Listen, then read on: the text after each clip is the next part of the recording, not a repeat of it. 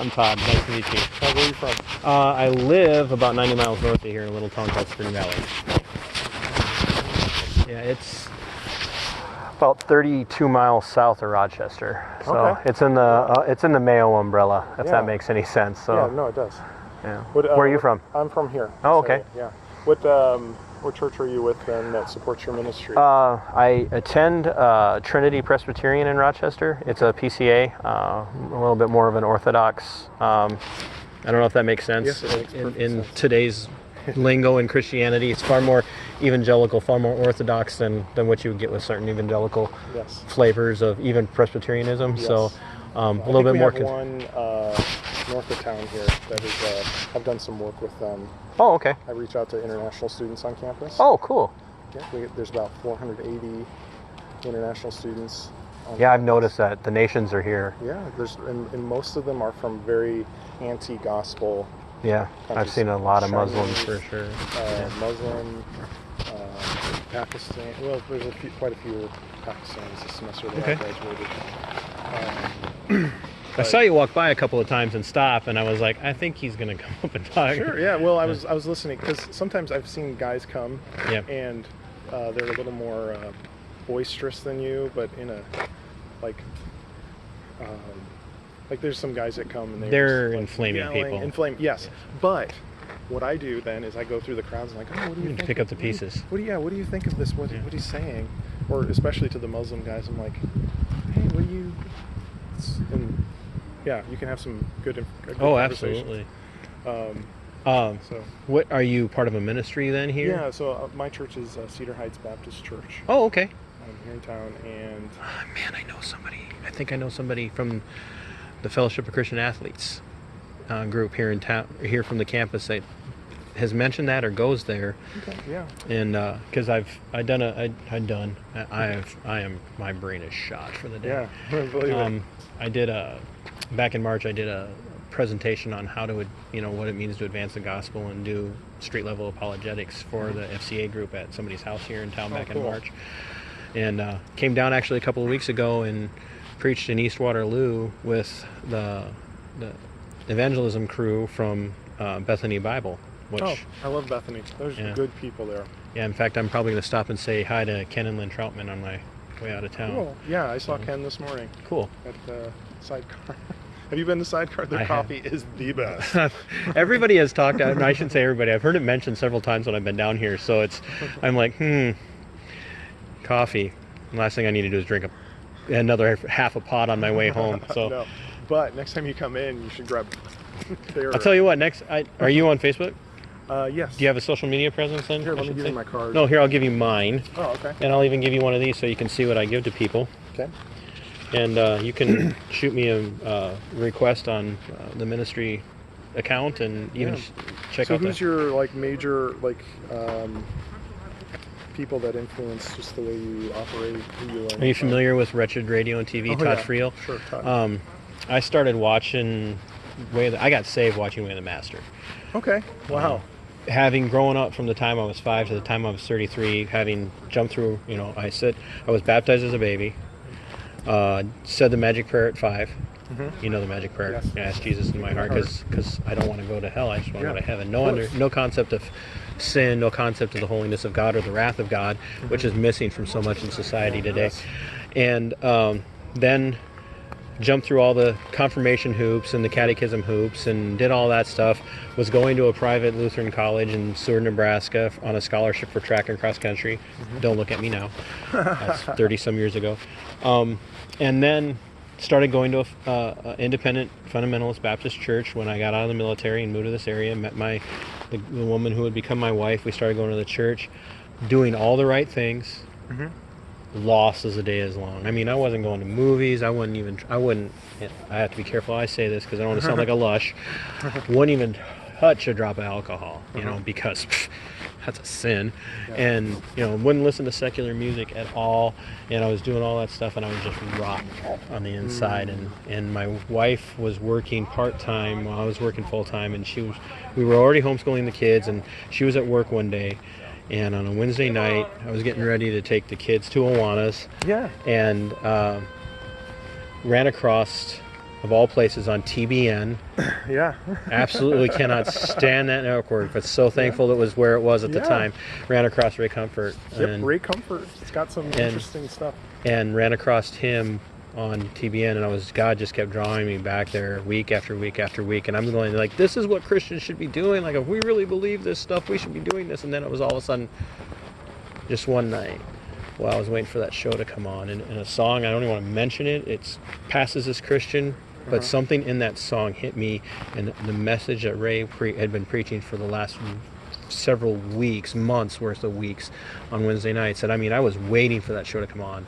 Like, the wife would text me, I'm ready to come home, and I'd be like, okay, I'll be there in a little bit, because I'd shoot over and pick her up from the hotel she was working at, and I'd wait for that show, and then something hit me that night as I was getting ready to take the kids to Awana's, or my daughter at the time, to Awana's, that I was a wretched, rotten, wicked sinner who had no concept of who God was, what His holiness was, and that I deserved to be destroyed.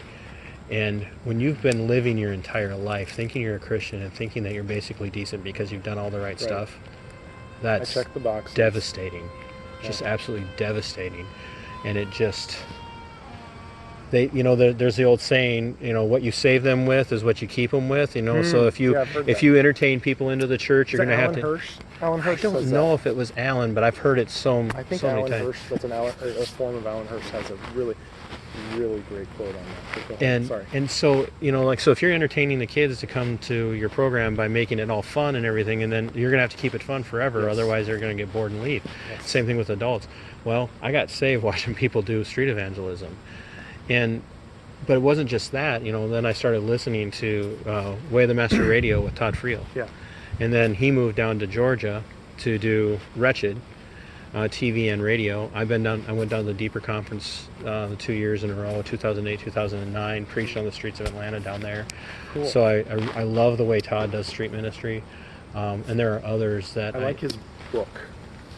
Which one? I remember when he talks to students about the book. Yeah. And he's like, if this just came down from heaven. Right. His Australian accent? Is it? That's Ray is New Zealand. Todd is the really tall, thin American guy. He's from Minneapolis. Okay, yes. Yeah. Okay, sorry. And no, you're fine. But, okay. So I don't want to say I pattern. I want to be my own person, my own personality. But for me, there are going to be times where the gospel is it's going to be hostile. Absolutely. It's the foolishness of the cross leads people to repentance, but it's also the foolishness of the cross. And you look at Romans, people hate God, and they are His enemies. Yeah. And if He hasn't done the work in them to give them eyes to see and ears to hear and hearts that are living, beating hearts of flesh instead of that cold heart of stone that's in them, they're never going to come until the Spirit's done the work. And so sometimes the Spirit works through the preaching of the gospel. Sometimes the Spirit's working in them just by having them go by. And I don't know who it is that's going to hear and believe, or who God's going to give grant life to as you're preaching and they're walking by, and then you come along, 4 weeks later or 4 months later, and all of a sudden you see somebody sitting there reading a passage of the Bible, and you're like Philip all of a sudden going, do you understand what you're reading? No, can you tell me?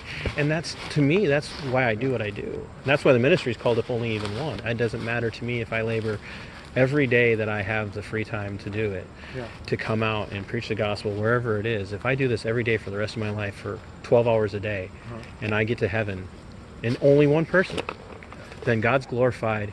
And the ministry's been effective, because one way or another, Isaiah 55:11, my word which goes forth from my mouth will accomplish that what I have purposed it to do. We don't know what God's doing with the gospel. You look what He did with Pharaoh.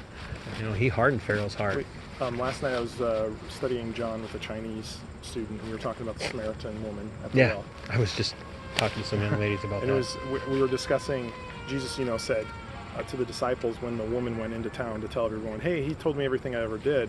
He goes, terrifying, isn't it? But she was happy about it. Right. But Jesus was saying, you are entering into someone else's harvest. And I never quite understood that. I'm like, oh wait, He's talking about this woman's harvest. The woman was going in and planting seeds Well, she look at what the planted the crowd seeds. said to her when, like, they come back and she runs back to the village. She's like, Yeah. he told me everything I ever did. Yeah. You have to come hear him. And she tells them about Christ, which is what we're all supposed to be doing. And then she leads them back to Jesus, which Yes. is what we're all supposed to be doing. We're supposed to lead people to Jesus. And And then they said, now we believe because of what he said. said, Yeah. we did believe because of you, but now it's because of him. And like, that's like, it's not a mistake that a short time later, or either right before or right after, Jesus looks at the disciples and says, look, the fields. Right No, it was before right that. there. It Yeah, was right right there as they're coming back. Jesus turns around and goes, look, the White. fields are white for harvest. There's a reason for that. And like, And they were everywhere. entering into her work, even Yeah. though she had just heard the message. Yeah. The disciples were reaping her work. Yeah, yeah, It's absolutely. wild. And in John, I love that because you see when he introduces himself to the disciples, you see they call him one thing, and then they meet with him, and then they call him by another title. Yep. They call him the Messiah, or oh, come meet this teacher. And then Yeah. they go, and they're just like, hey, we've met the Messiah, yeah. And then the next group meets him, and then they use another, this is the Son Yeah. of God. And Yeah, so they this- just, everyone, Son of God, the Son of David, the Son of Man. so they're bringing people to Jesus. Yep. And then when they've interacted with them, they call him by a different name. Yep. By a Yeah. truer name. So Yeah, it's love John. I've read John like 5 times in the last year and a half. it's so funny that you can read the same passage 1,000 times and every single time just walk away absolutely just Yep. convicted or rejoicing in your conviction or devastated that you like, oh man, I missed that sin in my life. And it's just You weren't ready. at that point you just wasn't the time, but you're getting something out of it. So but, Well, it was nice to meet so you. do you do this Yeah. do you full-time Yeah. ministry on campus? So this is your um, job, huh? This is my job. I do some stuff. I have to do some stuff with my church. Oh, Because they absolutely. support, most of my support is from my church, but I have individuals supporting me in other churches. Oh, that's And then, and then I'm on campus meeting with internationals, talking with them. You know, I carry around. I specifically go after Muslim people because most people won't. So I I carry around New Testament and Arabic. and English. nice. And things like that because, yeah, nobody. I think